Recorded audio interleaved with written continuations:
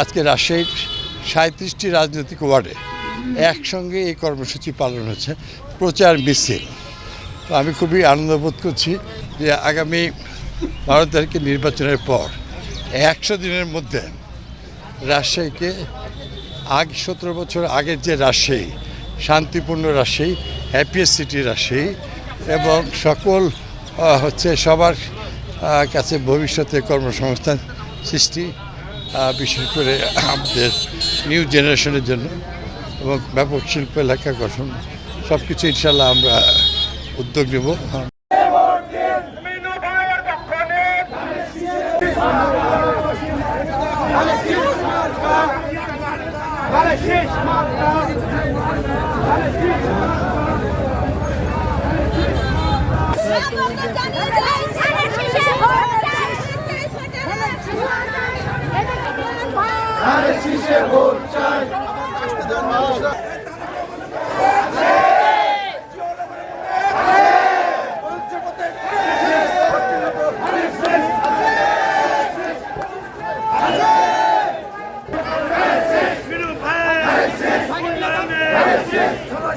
Alexis!